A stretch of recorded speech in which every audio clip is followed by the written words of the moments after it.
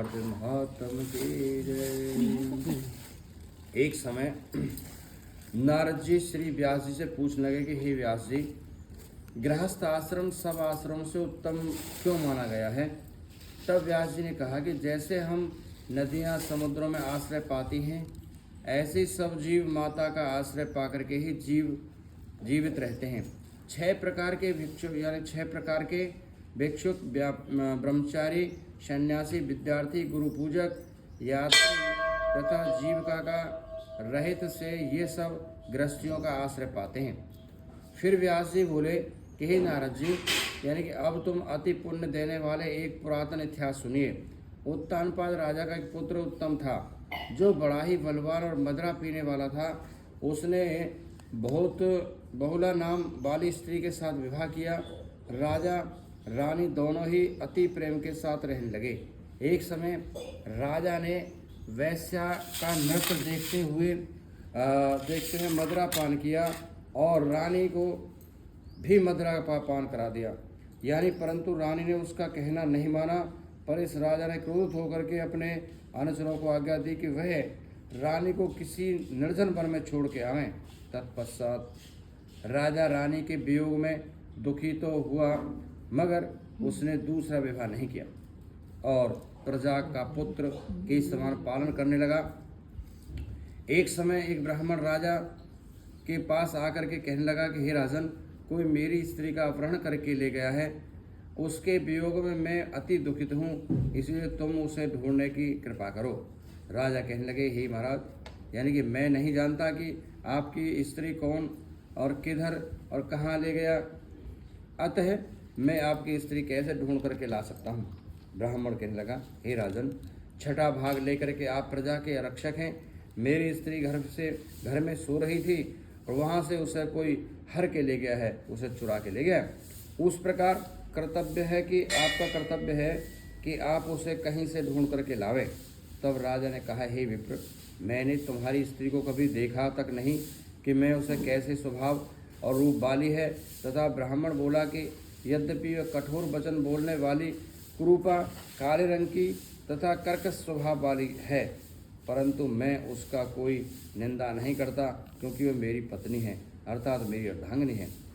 तब राजा कहने लगे कि जब तुम्हारी स्त्री ऐसी कुरूपा और क्रूर स्वभाव वाली है, तो तुम उसे लेकर के क्या करोगे?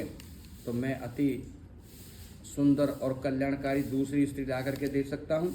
राजा ब्राह्मण से कहने लगा कि राजन, मेरी स्त्री मेरे धर्म और कर्म की अर्धांगिनी है, उसकी रक्षा करना मेरा परम धर्म है।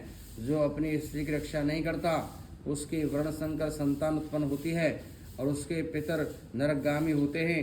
जो मनुष्य वैश्यागमन होता है उसका कल्याण नहीं होता। जो मनुष्य ऋतु काल के पश्चात स्त्री के साथ भोग नहीं करता, उसके पितर और एक मास उसके रुद्र में तैरते हैं। ब्राह्मण के ऐसे वचन सुनकर के राजा अपने शस्त्र लेकर के रथ पर सवार हुआ और चारों ओर घूम घूम करके फिर उसे स्त्री को खोजने लगा।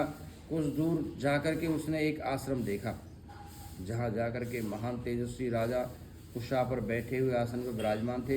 राजा को देख करके भी उसे राजा ने कोई उत्तर आदर सत्कार नहीं किया। तो बोला, मैं जानता हूँ कि तुम राजा उत्तानपाद के पुत्र हो, मगर तुम यहाँ किस कारण आए हो?